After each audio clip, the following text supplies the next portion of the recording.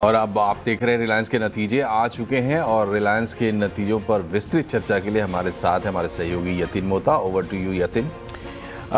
शुक्रिया मनोज जी। और देखिए किस तरीके से रिलायंस के सिक्वेंशियल नंबर्स आपके स्क्रीन के ऊपर फ्लैश हो रहे हैं और जिस तरीके से रिलायंस इंडस्ट्रीज़ का एक्सपेक्टेशन था उसी के आसपास आपको मुनाफे का नंबर आता हुआ नज़र पड़ रहा है। जो कंसोलिडेटेड मुनाफा है वो 18,165 करोड़ रुपए से बढ़ के 18,645 करोड़ रुपए के आसपास आपको आता हुआ नज़र पड़ रहा है।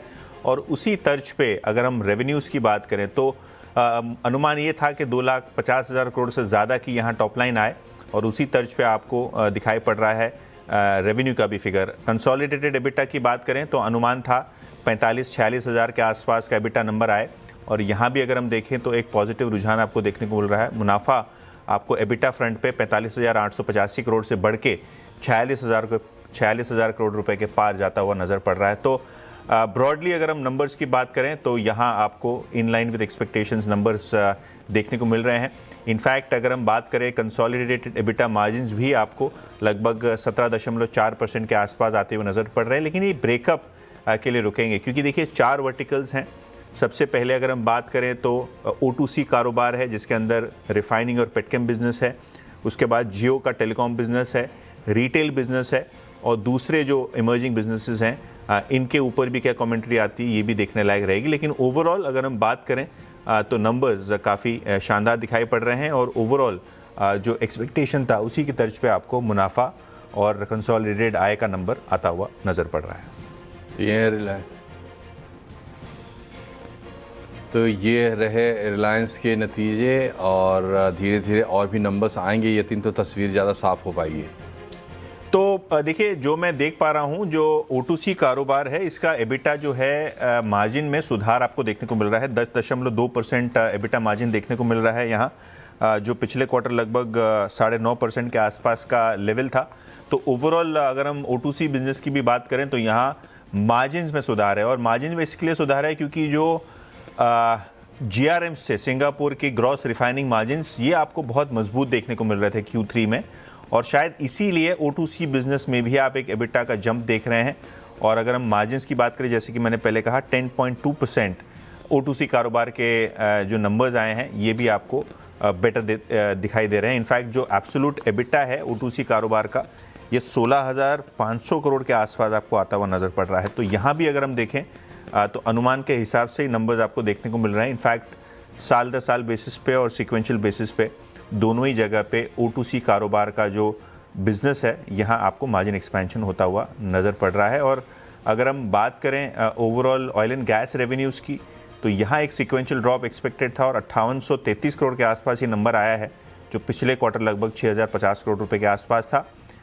जो एबिटा है ऑयल एंड गैस का ये आया था लगभग 4,850 करोड़ रुपए के आसपास जो पिछले क्वार्टर लगभग 5,000 करोड़ रुपए के आसपास का था। तो ब्रॉडली यहाँ भी नंबर आपको ठीक ठाक ही दिखाई पड़ रहे हैं। O2C बिजनेस और ऑयल एंड गैस बिजनेस आपको जो है ब्रॉडली देखने को मिल रहा है उस तर्ज पे।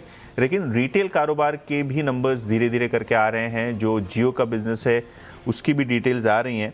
लेकिन अगर हम जियो के आरपू की बात करें तो यहाँ अगर हम देखें तो आरपू में सुधार आया है, एक्सपेक्टेड लाइंस पे ही है। अगर हम पर्टिकुलरली बात करें आरपू की तो 213 रुपये 70 पैसे यानी साल दर साल बेसिस पे 5% का मूव एवरेज रेवेन्यू पर यूज़र के हिसाब से आपको देखने को मिल रहा है जियो के लिए। तो यहाँ भी नंबर जो एक्सपेक्ट हम कर रहे थे 213 के आसपास उससे बेटर ये नंबर। तो ब्रॉडली आरपू का भी नंबर जो है वो शायद थोड़ा मार्केट को पसंद आता हुआ नज़र पड़ सकता है। और शरद अवस्थी साहब जुड़ गए हैं हमारे साथ। शरद जी कैसा लग रहा है पहली नज़र में आपको नतीजे कैसे लग रहे हैं? मेरे हिसाब से मोर और लेस एक्सपेक्टेड लाइंस पे है। बहुत ज्यादा कोई डाउनसाइड या अपसाइड पे बहुत ज्यादा आउट परफॉर्मेंस नहीं है टोटल नंबर्स पे। तो मुझे लगता है ऑन बैलेंस जो एक्सपेक्टेड नंबर है वही है। मार्जिन्स थोड़ी सी कम है। O2C में आउट परफॉर्मेंस एक्सपेक्टेड थी तो वहां जो नंबर्स आए वो लगभग हमारी उम्मीद के बराबर है। आरपूस भी लगभग 213-14 की एक्सपेक्टेशन थी तो वहीं पे है। तो मुझे लगता है वहां पे भी कोई ऐसा निगेटिव सरप्राइज है नहीं। और मार्जिन्स ऑब्वियसली जैसा भी यतिन बोल रहे थे कि पॉजिटिव रही है पिछले क्वार्टर में तो उसका फायदा रहा है। तो मुझे लगता है ऑन बैलेंस ईबिटा वगैरह पे मार्जिनल थोड़ा सा आप समझिए थोड़ा बहुत अंडर परफॉर्मेंस शायद है, तो हो सकता है थोड़ा सा आपको म्यूटेड रेस्पॉन्स दिखे, बट लार्जली मुझे लगता है ज्यादातर रेवेन्यू के फिगर पे तो मुझे लगता है बीट है, बट ईबिटा और पैट के नंबर्स और मार्जिन के नंबर में थोड़ा सा बिलो एक्सपेक्टेशन है, बट बहुत मार्जिनल, मतलब 500-600 करोड़ बस उतना ही। बिल्कुल। और जो एक्सपेक्टेशन था एबिटा का एब्सोल्यूट बेसिस पे सीएनबीसी आवास का जो पोल था वो 48,000 करोड़ के आसपास का था और कंसोलिडेटेड नंबर 46,000 करोड़ रुपए के आसपास आया है। लेकिन ब्रॉडली जैसे शरद अवस्थी साहब ने कहा कि 3-4% का मिस नहीं होता है, ये broadly in line with expectations गिना जाएगा। शरद जी, आपके लिए सवाल O2C बिजनेस पे एक्सपेक्टेड था कि ऑपरेटिंग परफॉर्मेंस काफ़ी शानदार है क्योंकि जो सिंगापुर GRMs थे वो काफ़ी शानदार थे, और अगर हम O2C बिजनेस के एबिटा की बात करें तो वो आया लगभग 16,500 करोड़ के आसपास, एक्सपेक्टेशन था करीब 16,000 करोड़ का, और साल दर साल सिक्वेंशली मार्जिन इंप्रूवमेंट भी आता हुआ नज़र पड़ रहा है आने वाले क्वार्टर्स में। और इस क्वार्टर में आपको लगता है ये O2C बिजनेस के वजह से ओवरऑल परफॉर्मेंस में सुधार आया है और आएगा भी, क्योंकि अभी भी अगर हम देखें तो सिंगापुर GRMs काफ़ी फर्म्ड हैं। हाँ जी, अभी भी फर्म है, लेकिन लार्जली अगर आप देखें पिछले कुछ समय से जीआरएम्स काफी एक रेंज बाउंड ऑसिलेशन में मूव करते हैं, तो ऐसा नहीं है कि अपर बैंड पे सस्टेन करते हैं जैसे जैसे डिमांड सप्लाई सिचुएशन चेंज होती है। और मुझे लगता है जैसे जैसे अगर रशिया यूक्रेन वाली टेंशन रिजॉल्व होती है तो रशिया में बहुत बड़ी रिफाइनिंग कैपेसिटी है, तो हो सकता है वो रिजोल्यूशन अगर होता है जैसे जैसे आप ये उम्मीद कर सकते हैं कि बहुत ज्यादा refining margin upward momentum sustain नहीं करे, लेकिन बहुत ज्यादा कमजोरी की भी हम उम्मीद नहीं कर रहे। और हमारे साथ मार्केट एक्सपर्ट अमरीश बलीगा साहब भी जुड़ रहे हैं। Amrish, good evening, welcome to the show. और Reliance Industries first take away आपका रिजल्ट्स को लेके, क्योंकि numbers broadly in line with expectations दिखाई पड़ रहे हैं, तो आपका फर्स्ट टेक अवे रिजल्ट्स को लेके? ब्रॉडली इन लाइन है। तो मुझे लगता है कि I think the markets would like the results जो आए हैं। I am not too sure of the GRM margins, क्योंकि जो एक्सपेक्टेड था it was close to about $11, तो I not really seen that figure as of now, पर overall तो मुझे ठीक ही लग रहा है। और ये रिटेल का एबिटा मार्जिन भी आपके स्क्रीन के ऊपर आपको दिखाई पड़ेगा, 7.1% के आसपास मार्जिन आए हैं, जो सिक्वेंशली 7.5% के मुकाबले था। और अगर हम एब्सोल्यूट एबिटा की बात करें तो 6,915 का नंबर आया है, जो पिछले क्वार्टर 6,817 था। तो एब्सोल्यूट बेसिस पे एक सुधार आपको रिटेल के बिजनेस में दिखाई पड़ रहा है, लेकिन यहाँ एक छोटी रिस्ट्रक्चरिंग हुई है, उसके कारण शायद आपको ग्रोथ पे एक प्रेशर देखने को मिल रहा है। लेकिन प्रभात अवस्थी साहब की बात करें तो सर, अगर हम शरद जी बात करें तो रिटेल बिजनेस एक्सपेक्टेशंस था कि भाई थोड़ा परफॉर्मेंस ठीक ही रहेगा, क्विक कॉमर्स बिजनेस में थोड़े बहुत लॉसेज कंपनी कर रही है, लेकिन ओवरऑल अगर हम बात करें तो 6,900 करोड़ रुपए के आसपास का एबिटा आया है, और यही ब्रॉडली एक्सपेक्टेशन था। तो रिटेल बिजनेस का कोई आपका व्यू किस तरीके से यहाँ चीज़ें शेप अप होंगी? देखिए, एक तो मुझे लगता है कि क्विक कॉमर्स को लेके बहुत ज्यादा रीड नहीं करना चाहिए, वो एक इनिशियल स्टेजेस में बिजनेस है, उससे बहुत ज्यादा नुकसान नहीं होगा। जैसा आपने बोला एक कंसोलिडेशन भी था, तो उसका भी एक इम्पैक्ट है। रेवेन्यू साइड पे थोड़ा बहुत जीएसटी कट्स वगैरह का भी इम्पैक्ट रहेगा। तो मुझे लगता है बहुत ज्यादा मैं रीड नहीं करूंगा, बल्कि मार्जिन पे अगर आप देखें तो लगभग जो एक्सपेक्टेशन थी 7.5% के आसपास वही मार्जिन आई है रिटेल में। और फ्यूचर फुटप्रिंट मुझे लगता है अभी भी काफी स्ट्रांग है, तो आने वाले समय में जिस टाइप से कंजम्पशन बूस्ट की हम उम्मीद कर रहे हैं और जिस टाइप की एडिशन कंपनी ने की है, तो हमें लगता है रिटेल में आपको आने वाले समय में और इम्प्रूवमेंट्स दिखाई देनी चाहिए। इस क्वार्टर में बहुत ज्यादा हम रीड नहीं करेंगे क्योंकि वो कंसोलिडेशन का भी इम्पैक्ट है, तो जैसे जैसे वो वेड आउट होता है मेरे हिसाब से अगले क्वार्टर ऑनवर्ड्स एक ज्यादा क्लियर पिक्चर निकल के आएगी। और हमारा मानना है कि टॉप लाइन ग्रोथ वगैरह और मार्जिन के हिसाब से आने वाला समय और बेटर दिखना चाहिए retail part of the business के लिए। करेक्ट। अमरीश सर, आपका कोई व्यू रिटेल बिजनेस और ऑयल एंड गैस बिजनेस को लेके क्या आपको दिखाई पड़ता है आने वाले क्वार्टर्स के लिए? और करंट क्वार्टर में तो ब्रॉडली रिटेल और oil and gas expected lines पे ही परफॉर्म करते हुए नजर पड़ रहे हैं।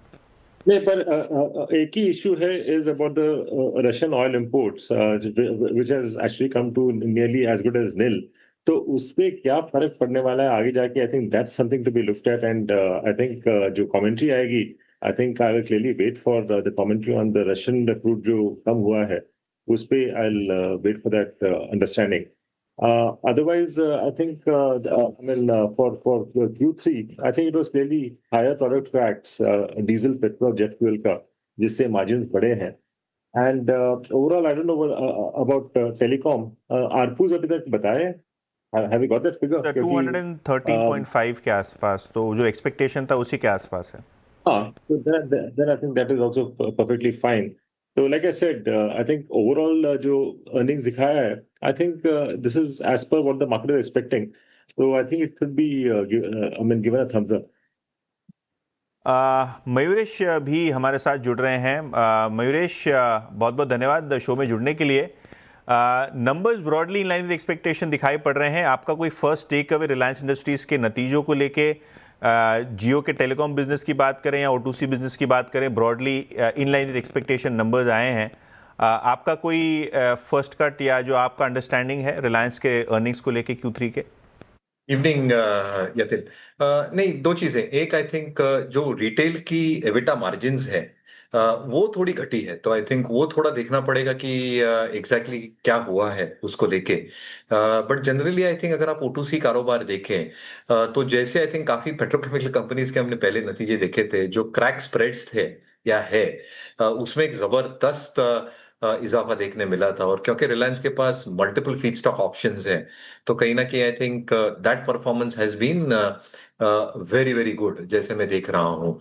दूसरा, आई थिंक जो टेलीकॉम सर्विसेज है वहां पे जैसे आपने राइट को लिखा, आई थिंक जो आरपू के एक्सपेक्टेशंस थे broadly in line with expectations थी।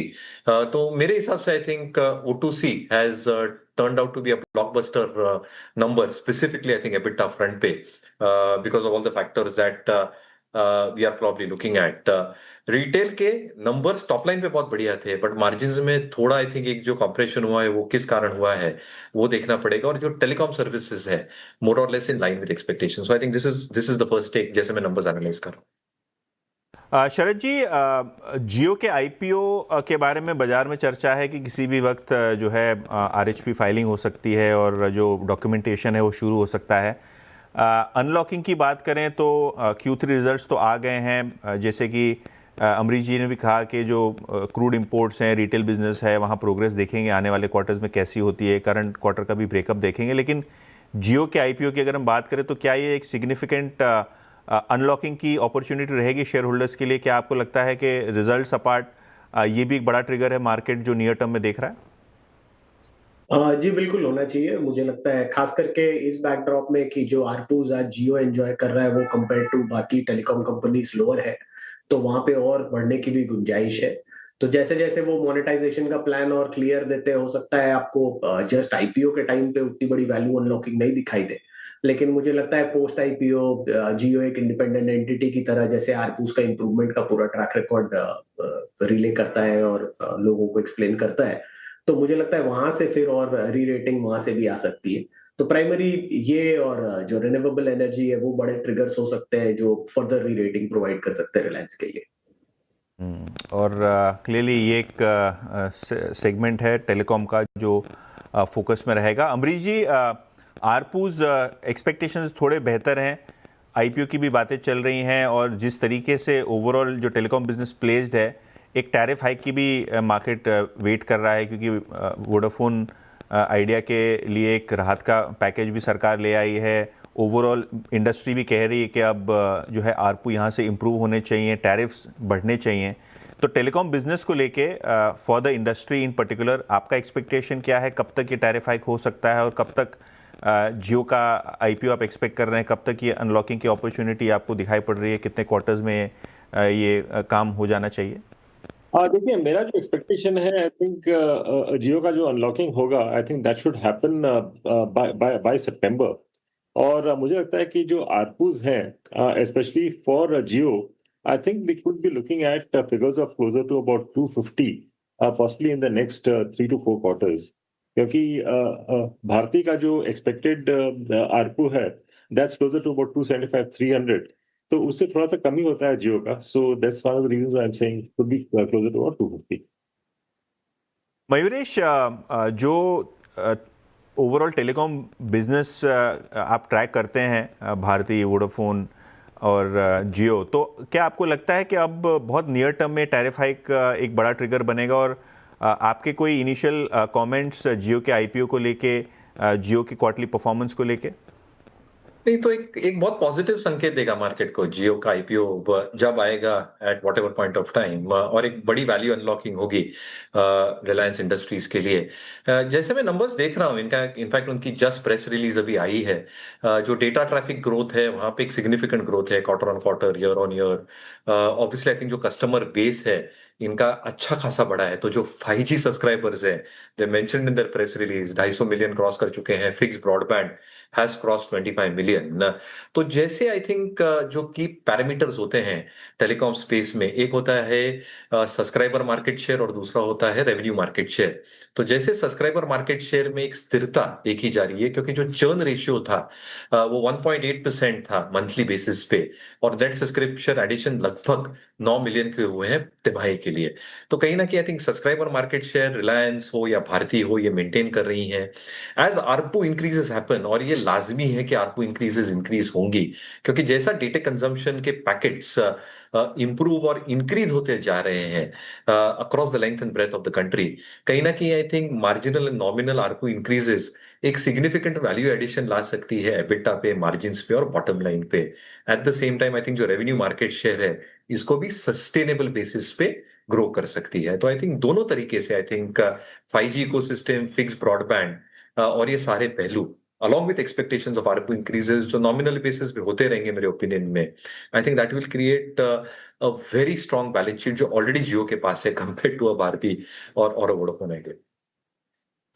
चलिए, तो यहाँ एक छोटे से ब्रेक के लिए रुकते हैं और वापस आके चर्चा को आगे बढ़ाएंगे। बने रहिए हमारे साथ। ब्रेक के बाद एक बार फिर से आपका स्वागत है आवाज समाचार में। फिलहाल हम बातचीत कर रहे हैं रिलायंस के नतीजों की, जो आए हैं अनुमान से बेहतर। हमारे सहयोगी यतिन मोता है हमारे साथ। यतिन, बिल्कुल, तो जो नंबर्स हैं मनोज जी, प्राइमा फेसी वो आपको अनुमान को मीट करते हुए दिखाई पड़ रहे हैं। जिस तरीके से मुनाफे में आपको सिक्वेंशियल ग्रोथ देखने को मिल रही है, एबिटा भी अगर हम देखें तो 7 क्वार्टर हाई पे आया है। जियो के आरपू भी सुधर के आए हैं, 213 के पार जाते हुए नज़र पड़ रहे हैं, अनुमान से बेटर है परफॉर्मेंस। और ऑब्वियसली जो मार्केट्स एक्सपर्ट्स हमारे साथ जुड़े हुए हैं, अमरीश जी, शरद जी और मयूरेश जी, वो भी अपना एक व्यू पॉइंट रख रहे हैं। जिस तरीके से जियो के आईपीओ के कयास लगाए जा रहे हैं, किसी भी वक्त वो एक अनलॉकिंग की अपॉर्चुनिटी रहेगी।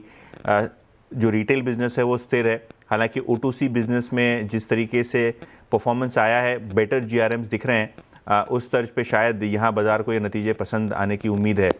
अमरीश जी, क्विकली आपका जो फुल टेक है रिलायंस इंडस्ट्रीज़ के रिजल्ट पे, और जो न्यू एनर्जी बिजनेस है ये भी एक मूविंग पार्ट रहेगा आने वाले क्वार्टर्स में, यहाँ से भी रिजल्ट्स आना शुरू होंगे।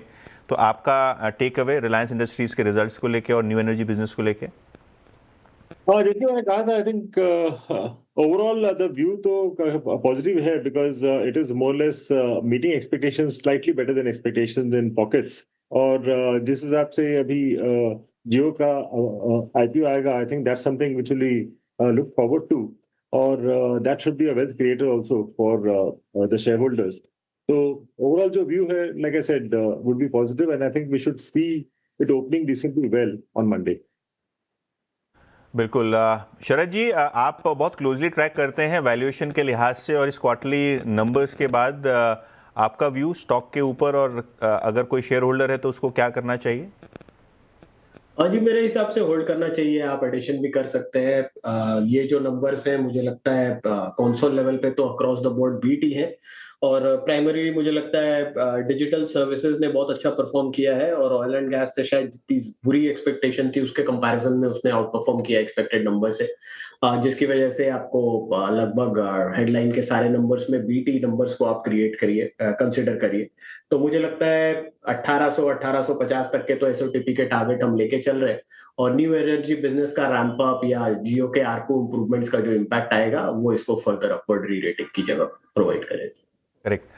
मयूरेश, आपका टेक अवे, क्योंकि अभी चेयरमैन मुकेश अंबानी जी के भी स्टेटमेंट्स आ रहे हैं, जिस तरीके से डिजिटल इकोसिस्टम क्रिएट हो रहा है, जिस तरीके से मार्केट प्लेस क्रिएट हो रहा है, और अगर हम बात करें तो वित्त वर्ष 26 की तीसरी तिमाही में जो डिविडेंड डिस्ट्रीब्यूशन है, बिजनेस सेगमेंट्स में मजबूत वित्तीय प्रदर्शन हुआ है, उसको लेके चेयरमैन के कमेंट्स आ रहे हैं। तो आपका एक take away, digital services, artificial intelligence में भी रिलायंस एक बड़ा निवेश करने वाला है, सोलार हो, डेटा सेंटर हो, यहाँ भी एक बड़ी इकोसिस्टम बन रही है, गीगा फैक्ट्री भी बहुत जोरों शोरों से यहाँ एग्जीक्यूशन चालू है।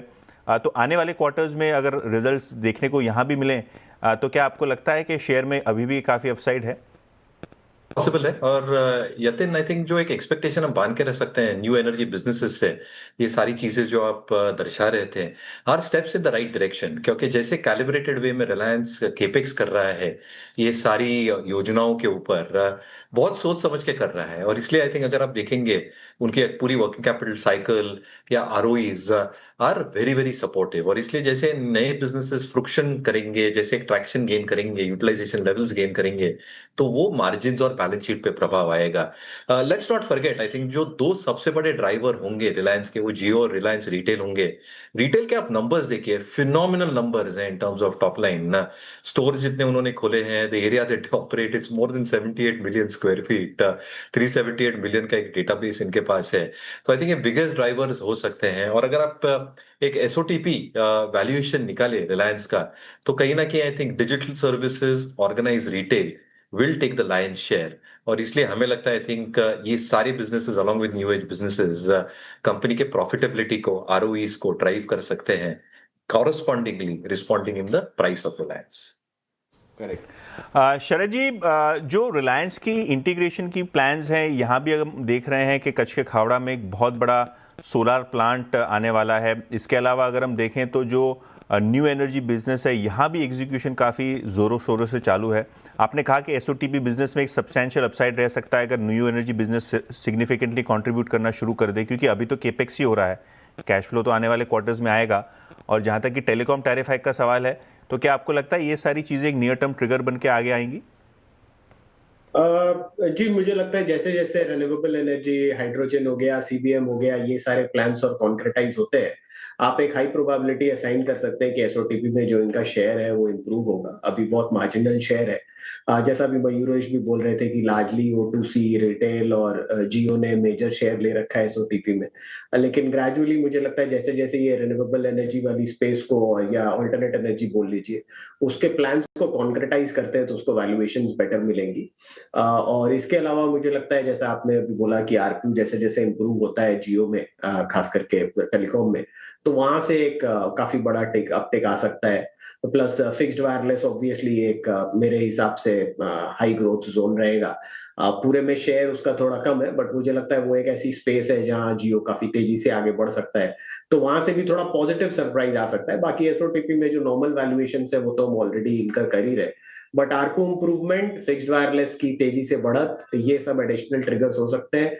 और न्यू एनर्जी के प्लान्स जैसे जैसे कॉन्क्रेटाइज होते हैं और क्लैरिटी आती है कि उसको आप अपने 1-2 साल के फॉरवर्ड मॉडल्स में क्या नंबर्स वगैरह पकड़े हैं, तो मुझे लगता है उसकी जो एसओटीपी में एडिशन है वो सब्सटैंशियली बढ़ सकती है अभी जितना हम पकड़ रहे हैं उसके कंपैरिजन में।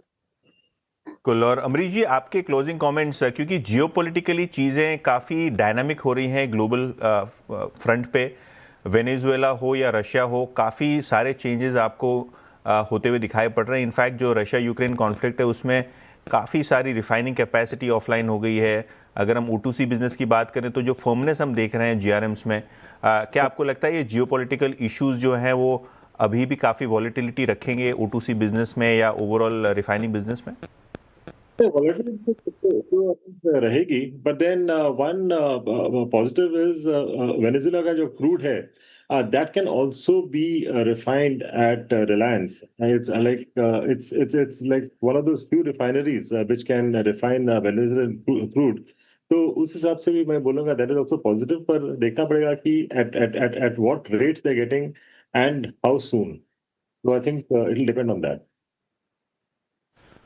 चलिए, तो चर्चा को समेटने का वक्त आ गया है। बहुत बहुत शुक्रिया आपका अमरीश जी, शरद जी और मयूरेश जी। यतीन, आपका भी बहुत बहुत धन्यवाद। और फिलहाल इस चर्चा में इतना ही। खबरों का सिलसिला जारी रहेगा CNBC आवाज़ पर। और जाने से पहले एक डिस्क्लेमर, नेटवर्क की टीम जहां ये चैनल देख रहे हैं आप, CNBC आवाज़ वो कंट्रोल है इंडिपेंडेंट मीडिया ट्रस्ट, जिसका मालिकाना हक है रिलायंस इंडस्ट्रीज़ के पास। नमस्कार।